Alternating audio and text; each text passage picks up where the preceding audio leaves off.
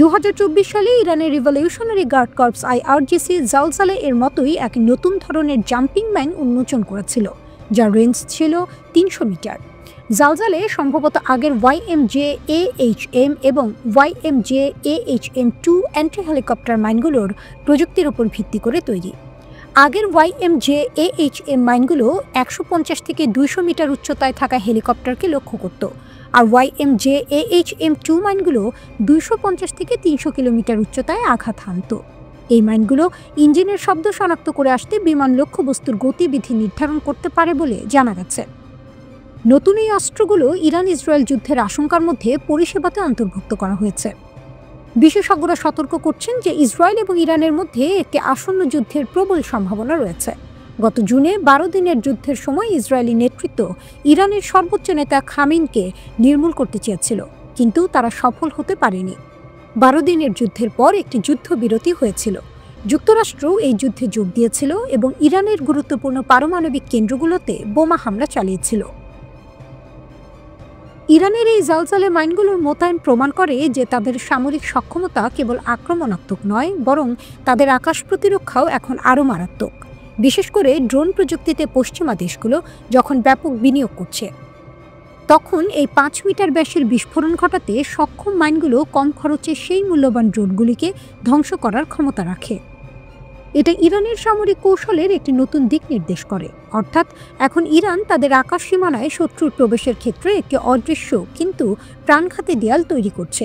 এই প্রযুক্তিগত উদ্ভাবন মধ্যপ্রাচ্যের সামরিক ভারসাম্যে বড় ধরনের পরিবর্তন আনতে পারে এবং ইসরায়েলকে তাদের বিমান অভিযান পরিচালনার কৌশল পুনর্বিবেচনা করতে বাধ্য করবে। ইসরায়েলের বিরুদ্ধে ইরানের মিত্রের যুদ্ধ কি আসন্ন?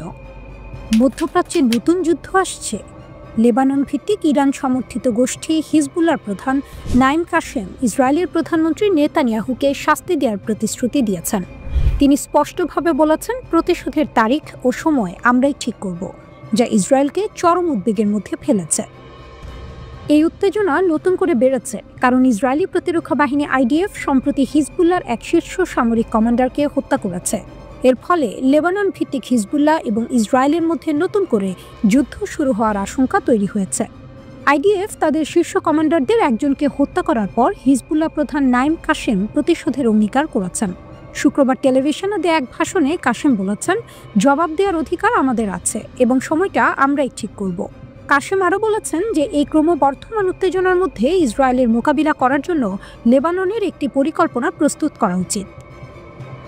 হিজবুল্লাহর প্রধানের কঠোর বার্তা। নাইম কাশেম হিজবুল্লাহর পক্ষ থেকে আরও বলেছেন, এটি সত্যিই একটি জঘন্য আগ্রাসন এবং একটি স্পষ্ট অনিবার্য অপরাধ। জবাব দেওয়ার সহজাত অধিকার অবশ্যই আমাদের আছে। সেই জবাবের নির্দিষ্ট সময় আমরা সতর্কতার সাথে নির্ধারণ করব। গত 23 নভেম্বর IDF বৈরুতের দক্ষিণাঞ্চলে একটি হামলায় হিজবুল্লাহর হাইথাম আলী তাবতাবাইকে হত্যা করে। ইসরায়েলের দাবি, হিজবুল্লাহ যুদ্ধবিরতি লঙ্ঘন করছে আর এর মধ্যেই এই হামলা চালানো হয়। হামলার সময় তাবতাবাই তার 4 সহযোগীর সাথে ভবিষ্যতের কর্মপরিকল্পনা প্রস্তুত করার জন্য একটি বৈঠক করছিলেন। হিজবুল্লাহ প্রধান বলেন, আমরা এই হত্যার জবাব দেব, কখন জবাব দেওয়া হবে সময় আমরাই নির্ধারণ করব। ভবিষ্যতে আবার যুদ্ধ শুরু হতে পারে, এই সম্ভাবনা আছে, আবার নাও থাকতে পারে। নতুন যুদ্ধে হিজবুল্লাহর ভূমিকা নিয়ে নাইম কাশেম সরাসরি কিছু বলেননি, তবে লেবাননকে ইসরায়েলের মোকাবিলায় নিজের সেনাবাহিনী ও জনগণের উপর নির্ভর করে প্রস্তুতি নেওয়ার আহ্বান জানিয়েছেন। সাম্প্রতিক সপ্তাহগুলোতে ইসরায়েল দক্ষিণ লেবাননে প্রায় প্রতিদিনই বিমান হামলা চালাচ্ছে। ইসরায়েল আরও অভিযোগ করেছে যে ইরান সমর্থিত এই গোষ্ঠীটি যুদ্ধবিরতি চুক্তি লঙ্ঘন করে নিজেদের সামরিক শক্তি পুনরায় সংগঠিত করছে। হিজবুল্লাহ কেবল একটি রাজনৈতিক দল নয়, এটি মধ্যপ্রাচ্যের অন্যতম শক্তিশালী একটি সামরিক গোষ্ঠী। তাদের লেবাননের অভ্যন্তরে ব্যাপক রাজনৈতিক প্রভাব রয়েছে এবং তারা ইরানের কাছ থেকে বিপুল সামরিক ও আর্থিক সমর্থন পেয়ে থাকে। তাদের সামরিক সক্ষমতা ইসরায়েলের জন্য একটি গুরুতর হুমকি। হিজবুল্লাহর সামরিক অস্ত্রাগারে রয়েছে হাজার হাজার রকেট ও ক্ষেপণাস্ত্র, যা ইসরায়েলের অভ্যন্তরে অনেক গভীরে আঘাত হানতে সক্ষম। বিশেষ করে তাদের নির্ভুল নির্দেশিত ক্ষেপণাস্ত্রের মজুদ নিয়ে ইসরায়েল সবচেয়ে বেশি উদ্বিগ্ন। লেবাননের দক্ষিণে তাদের একটি শক্তিশালী সামরিক উপস্থিতি রয়েছে, যা তাদের ইসরায়েলের সাথে যে কোনো সংঘর্ষে দ্রুত প্রতিক্রিয়া জানানোর ক্ষমতা দেয়। এই বিশাল সামরিক শক্তি এবং কমান্ডার কাসেমের প্রতিশোধের অঙ্গীকারের কারণেই ইসরায়েল এখন চরম সতর্ক অবস্থায় রয়েছে।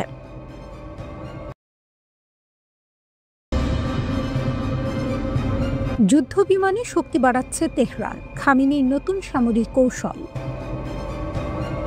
মধ্যপ্রাচ্যের সামরিক প্রেক্ষাপটে নতুন করে আলোচনায় এসেছে ইরানের সামরিক শক্তি। সম্প্রতি দেশটির আকাশসীমায় রাশিয়ার তৈরি পুরনো হলেও কার্যকর মিগ যুদ্ধ বিমানের উড্ডয়ন আন্তর্জাতিক মহলে জল্পনার সৃষ্টি করেছে।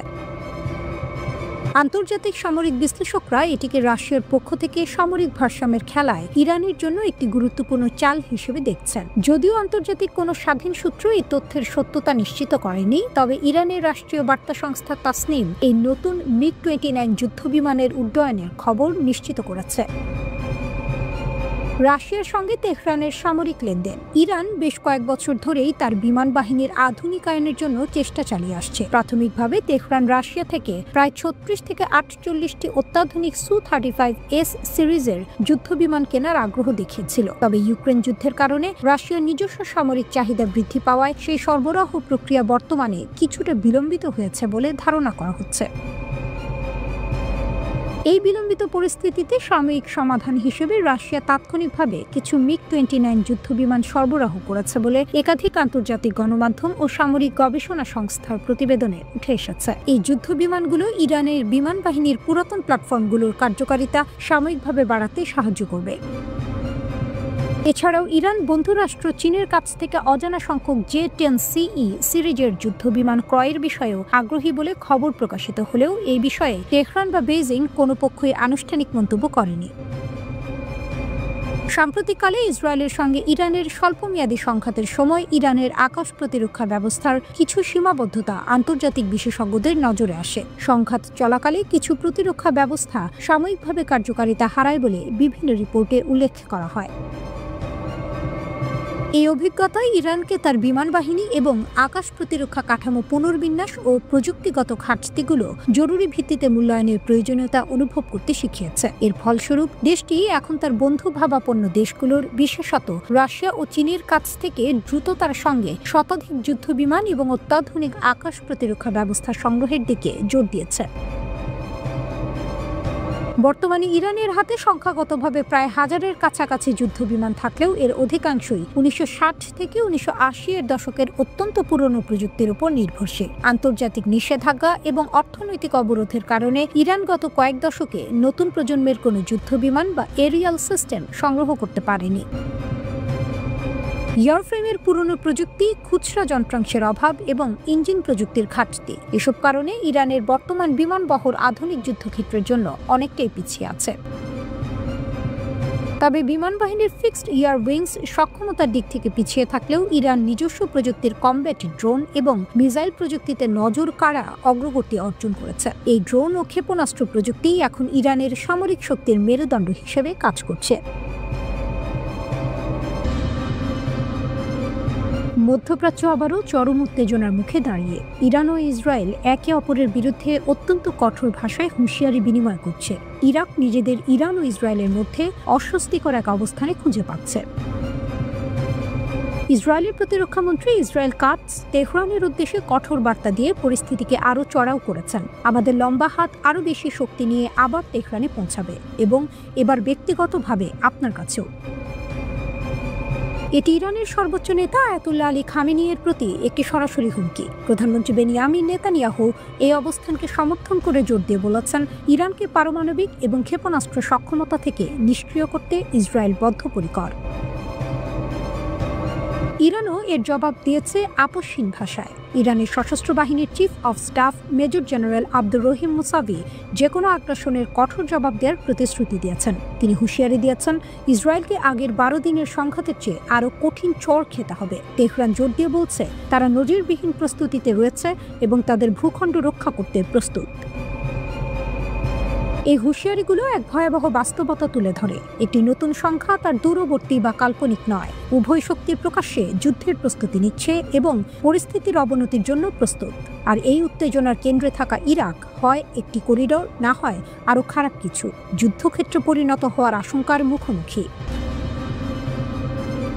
ইরান বিষয়ক রাজনৈতিক বিশ্লেষক সাইদ সাউদি সাফাক নিউজকে বলেছেন, তেহরান বর্তমানে উত্তেজনাকে চলমান মার্কিন এবং ইসরায়েলি উস্কানির ফল হিসেবে দেখছে। তিনি বলেন, ওয়াশিংটন ও তেল আবিব 12 দিনের যুদ্ধ শুরু করেছিল এবং হুমকি জারি রেখেছে। তিনি আরও যোগ করেছেন, একটি ধ্বংসাত্মক যুদ্ধের ইঙ্গিত নিছক বাগাড়ম্বর নয়। ইরান আগের সংঘাতে ইসরায়েলে আঘাত হানার ক্ষমতা দেখিয়েছিল। আজ তারা নজিরবিহীন প্রস্তুতিতে রয়েছে। গত কয়েক মাসে ইরান 12 দিনের যুদ্ধে প্রকাশিত দুর্বলতাগুলো মোকাবিলায় প্রচেষ্টা জোরদার করেছে। বিভিন্ন প্রতিবেদনে বলা হয়েছে, ইরান তাদের বিমান প্রতিরক্ষা নেটওয়ার্ক উন্নত করেছে, বিস্তৃত আকাশসীমা পর্যবেক্ষণের জন্য রাডার কভারেজ বাড়িয়েছে, ক্ষেপণাস্ত্র কমান্ড ও নিয়ন্ত্রণ ব্যবস্থা শক্তিশালী করেছে এবং অত্যাধুনিক ড্রোন ও ক্ষেপণাস্ত্র প্রতিরোধ প্রযুক্তি মোতায়েন করেছে। এছাড়াও তেহরান তাদের প্রচলিত বাহিনী এবং Islamic revolutionary guard corps IRGC এর মধ্যে সমন্বয় উন্নত করেছে। একই সাথে তারা গুরুত্বপূর্ণ অবকাঠামো ও সামরিক ব্যবস্থা রক্ষার জন্য সাইবার প্রতিরক্ষায় বিনিয়োগ করেছে। সাউদি সতর্ক করেছেন, ভবিষ্যতের যে কোনো সংঘাত ব্যাপক হতে পারে। তিনি যুক্তি দেন, ইসরায়েল ইতোমধ্যেই ইরানকে আঘাত হানতে ইরাক সহ একাধিক দেশের আকাশসীমা ব্যবহার করেছে, যা তেহরানের চোখে সার্বভৌমত্বের লঙ্ঘন। তিনি আরও বলেছেন, ইসরায়েলকে এই স্থানগুলো থেকে কাজ করার অনুমতি দিলে সেই রাষ্ট্রগুলো সরাসরি সংঘর্ষে জড়িয়ে পড়বে, যা ইরাকের ভেতরে অস্থিরতার ঝুঁকি বাড়াবে। ইরাকের ভূখণ্ড, বিশেষ করে এর আকাশসীমা, এই হিসাব নিকাশের কেন্দ্রে রয়েছে। আঞ্চলিক উত্তেজনার প্রতিটি ঢেউ বাগদাদের নিরপেক্ষতাকে প্রতীক্ষা করেছে। প্রতিবারই কৌশলগত সুযোগ কমে আসছে।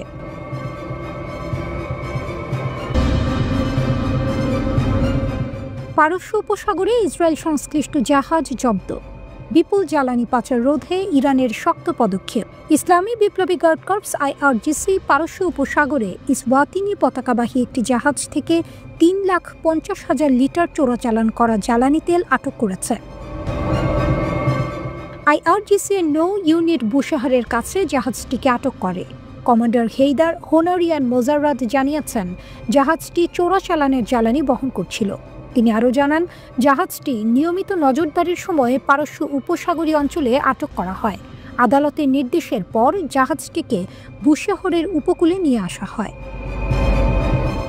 কমান্ডার মোজাররাত প্রেস টিভিকে জানিয়েছেন, জাহাজটির 13 জন ক্রু সদস্য ভারতের নাবিক। তদন্ত চলাকালীন জাহাজ এবং এর ক্রুদের সুরক্ষার আওতায় রাখা হয়েছে। IRGC বলেছে, তাদের কঠোর নজরদারির ফলে ইউনিটগুলি জাহাজটিকে শনাক্ত করতে এবং থামাতে সক্ষম হয়েছে। বাহিনী আঞ্চলিক জলসীমায় চোরাচালানকারীদের বিরুদ্ধে তাদের দৃঢ় অবস্থানের কথা পুনর্ব্যক্ত করেছে। তবে ইসওয়াতিনি সরকার স্পষ্ট করেছে, তাদের পতাকায় কোনো জাহাজে নিবন্ধিত নেই এবং IRGC এর দাবিকে প্রত্যাখ্যান করেছে। IRGC এই জাহাজটিকে সক্রিয় জাহাজ নয়, পতাকার ব্যবহার ছিল প্রতারণামূলক বলে মন্তব্য করেছে। অন্যদিকে নভেম্বরের মাঝামাঝি সময়ে IRGC সিস্তান ও বালুচিস্তানের কাছে মার্শাল দ্বীপপুঞ্জের পতাকাবাহী তালারা নামের একটি ট্যাঙ্কার জব্দ করে। এই ট্যাঙ্কারটি ইরানের পেট্রোকেমিক্যাল পণ্য দিয়ে সিঙ্গাপুরের দিকে যাচ্ছিল। ট্যাঙ্কার পরিচালনাকারী সংস্থা পরে নিশ্চিত করেছে যে এটি 21 জন ক্রু সদস্য সহ মুক্তি পেয়েছে।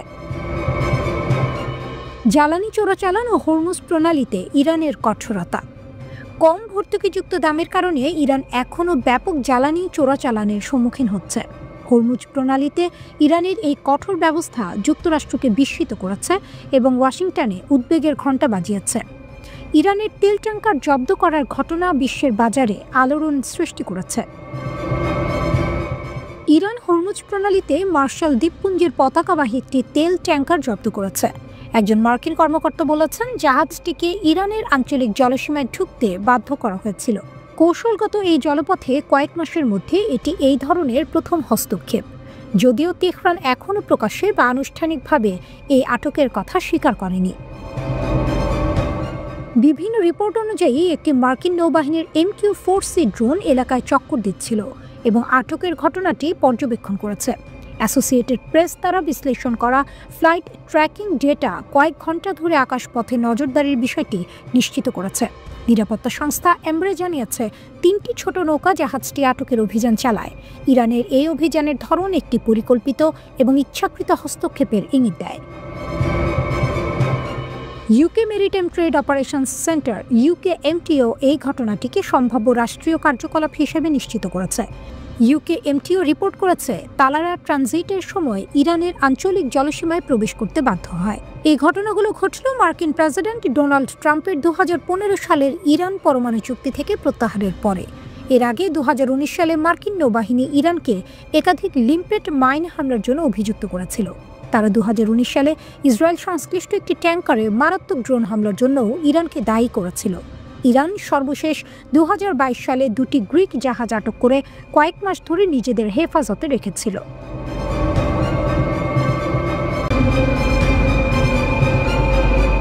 রাশিয়ার প্রেসিডেন্ট ভ্লাদিমির পুতিন নিশ্চিত করেছেন বলে খবর বেরিয়েছে ভেনেজুয়েলায় মার্কিন সামরিক হামলা আসন্ন। এর মধ্যেই নাটকীয় অভিযানের জন্য রাশিয়া ভেনেজুয়েলার অভ্যন্তরে বিমান মোতায়েন করেছে। যুক্তরাষ্ট্রের প্রেসিডেন্ট ট্রাম্পের বিমানপথ বন্ধ ঘোষণার কারণে বিশ্বজুড়ে আতঙ্ক সৃষ্টি হয়েছে। মার্কিন যুক্তরাষ্ট্র ক্যারিবিয়ানের কাছাকাছি মাদুরোর ঘাঁটিগুলোতে বোমা হামলা চালানোর জন্য ফাইটার জেট প্রস্তুত করছে। ভেনেজুয়েলা বলেছে যে তারা সাম্রাজ্যবাদী যুক্তরাষ্ট্রের বিরুদ্ধে লড়াই করতে প্রস্তুত। ভেনেজুয়েলা যুক্তরাষ্ট্রের ক্রমবর্ধমান উত্তেজনার মধ্যে রাশিয়া পর্যটকদের জরুরি ভিত্তিতে সরিয়ে নেওয়া শুরু করেছে। আরটি নিউজের খবর অনুযায়ী রাশিয়ান পর্যটকদের নিরাপদে দেশে ফিরিয়ে আনার জন্য বিশেষ ব্যবস্থা নেওয়া হয়েছিল। এই ঘটনা এমন এক সময়ে ঘটল যখন মার্কিন প্রেসিডেন্ট ভেনেজুয়েলার বিমানপথকে বন্ধ ঘোষণা করেন। কারাকাস ট্রাম্পের এই সতর্কতাটিকে শত্রুভাবাপন্ন এবং একতরফা কাজ বলে নিন্দা করেছে। ভেনেজুয়েলা যুক্তরাষ্ট্রের বিরুদ্ধে ল্যাটিন আমেরিকায় একটি ঔপনিবেশিক হুমকি চাপিয়ে দেওয়ার অভিযোগ করেছে। ভেনেজুয়েলার কাছে মার্কিন সামরিক সমাবেশ নিরাপত্তার উদ্বেগ মারাত্মকভাবে বাড়িয়ে দিয়েছে। ট্রাম্প অভিযোগ করেছিলেন মাদুরো মাদক কার্টেল এবং নার্কো সন্ত্রাসবাদীদের আশ্রয় দিচ্ছেন। কারাকাস জোর দিয়ে বলেছে কোনো বিদেশি শক্তি তাদের বিমানপথের নিয়ন্ত্রণ নির্ধারণ করতে পারে না। ট্রাম্প বলেছিলেন ভেনেজুয়েলার বিরুদ্ধে পদক্ষেপ যতটা আশা করা হয়েছিল তার চেয়েও দ্রুত ঘটতে পারে। মাদুরো দাবি করেছেন ওয়াশিংটন আগ্রাসনের জন্য বিচিত্র অজুহাত তৈরি করছে। ভেনেজুয়েলার প্রেসিডেন্ট যুক্তরাষ্ট্রকে অকারণ আঞ্চলিক সংঘাত শুরু করার বিরুদ্ধে সতর্ক করেছেন। ভেনেজুয়েলা যে কোনো সম্ভাব্য উত্তেজনা বৃদ্ধির জন্য তার সশস্ত্র বাহিনীকে সতর্ক অবস্থায় রেখেছে। মাদুরো দেশ জুড়ে একত্রিত হওয়ার আহ্বান জানিয়ে বলেছেন ব্যর্থতা কোনো বিকল্প নয়। ভেনেজুয়েলার প্রেসিডেন্ট নিকোলাস মাদুরো বলেছেন ভেনেজুয়েলার প্রতিটি ইঞ্চি রক্ষা করতে আমাদের সক্ষম হতে হবে। টাইমস অফ ইন্ডিয়ার প্রতিবেদনে বলা হয়েছে ভেনেজুয়েলা পাল্টা পরিকল্পনা প্রস্তুত করেছে। যুক্তরাষ্ট্রের হুমকির মুখে ভেনেজুয়েলার সামরিক বাহিনী দেশ জুড়ে মহড়া চালিয়েছে। খবর এসেছে যে মার্কিন যুদ্ধ বিমানগুলো হামলার মহড়া দিচ্ছে। নিকোলাস মাদুরোর দিন কি শেষ? মার্কিন সামরিক বাহিনী কি মাদুরোকে সরাতে স্থল আক্রমণের পরিকল্পনা শুরু করেছে? ভেনেজুয়েলার সামরিক জেটগুলো সম্ভাব্য মার্কিন বিমান হামলার ভয়ে আকাশ পাহারা দিচ্ছে। ট্রাম্পের বড় পদক্ষেপের পর ভেনেজুয়েলা এবং যুক্তরাষ্ট্রের মধ্যে একটি সর্বাত্মক যুদ্ধের ভয় বেড়ে যায়। মার্কিন বিমান বাহিনী ভেনেজুয়েলায় সম্ভাব্য হামলার জন্য সক্রিয় হয়েছে বলে জানা গেছে। ওয়াল স্ট্রিট জার্নাল প্রতিরক্ষা কর্মকর্তা এবং ফ্লাইট ট্র্যাকিং ডেটা উদ্ধৃত করে জানিয়েছে যুক্তরাষ্ট্র বিমান হামলার মহড়া দিচ্ছে। ক্রমবর্ধমান উত্তেজনার মধ্যে ট্রাম্প প্রশাসন F-35 এর মতো ফাইটার জেট ক্যারিবিয়ানের কাছাকাছি মোতায়েন করেছে। যুক্তরাষ্ট্রের হুমকি মোকাবেলায় ওপেকের সহায়তা চায় ভেনেজুয়েলা। ওপেকভুক্ত দেশগুলোকে পাঠানো এক চিঠিতে ভেনেজুয়েলার প্রেসিডেন্ট মাদুরো অভিযোগ করেছেন যে যুক্তরাষ্ট্র তার দেশের বিশাল তেল সম্পদ কবজা করতে চাইছে। বিশ্বের সবচেয়ে বড় তেল মজুদ থাকার পরও ভেনেজুয়েলার 2023 সালে অপরিশোধিত তেল রপ্তানির পরিমাণ ছিল মাত্র $405 কোটি। তথ্যানুযায়ী ট্রাম্পের প্রথমবারের ক্ষমতাকালে আরোপিত যুক্তরাষ্ট্রের নিষেধাজ্ঞাই এই পতনের কারণ। জ্বালানি চুক্তিতে ট্রাম্পকে ধাক্কা। ন্যাটোর মিত্র তুরস্কের সঙ্গে ইরানের বড় গ্যাস চুক্তি। নিষেধাজ্ঞা উপেক্ষা করে দুই দেশের ঘনিষ্ঠতা আরও বাড়ল। তুরস্ক ন্যাটোর একটি গুরুত্বপূর্ণ সদস্য, তবুও তারা ইরানের সঙ্গে গ্যাস রপ্তানি চুক্তি নবায়ন করতে চায়। আন্তর্জাতিক নিষেধাজ্ঞা থাকা সত্ত্বেও এই আলোচনা চলছে। এতে ইরান আবার প্রমাণ করল যে তারা বৈশ্বিক রাজনীতিতে শক্ত অবস্থানে আছে। এই চুক্তি ট্রাম্প প্রশাসন এবং ইউরোপের জন্য বড় অস্বস্তির কারণ হয়ে দাঁড়িয়েছে। ইরানের পররাষ্ট্রমন্ত্রী বলেন নিষেধাজ্ঞা থাকলেও তুরস্কের জন্য ইরান নির্ভরযোগ্য জ্বালানি সরবরাহকারী থাকবে। তুরস্কের বাড়তি জ্বালানি চাহিদা ইরান নিয়মিতভাবে পূরণ করতে চায়। তেহরানে দুই দেশের পররাষ্ট্রমন্ত্রী বৈঠকে বসেন।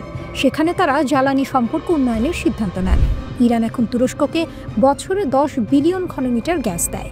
দুই দেশের মধ্যে 25 বছরের গ্যাস চুক্তি আছে। এটি 2026 সালের মাঝামাঝি শেষ হবে। তুরস্ক আরও বেশি গ্যাস চায়। তাদের অভ্যন্তরীণ চাহিদা দ্রুত বাড়ছে। দুই দেশের অর্থনৈতিক সহযোগিতা বাড়ছে। ইরান ও তুরস্ক বাণিজ্য বাধা কমাতে একমত হয়েছে। বিনিয়োগ বাড়াতেও তারা সম্মত হয়েছে। দুই দেশের মন্ত্রীরা দ্রুত সমস্যাগুলো সমাধানের জন্য উচ্চ পর্যায়ের বৈঠক করবেন। ইরান যৌথ মুক্ত বাণিজ্য অঞ্চল করতে চায়।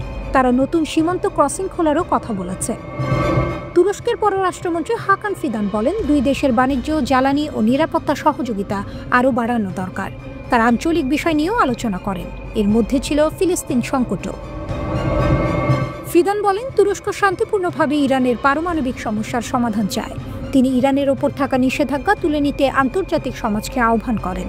তিনি বলেন, গাজা, লেবানন ও সিরিয়ার নিরাপত্তা বজায় রাখতে শক্তিশালী আঞ্চলিক সহযোগিতা প্রয়োজন। ইরানের পররাষ্ট্রমন্ত্রী আব্বাস আরাকচি জানান, দুই দেশ বাণিজ্য বাধা কমাচ্ছে।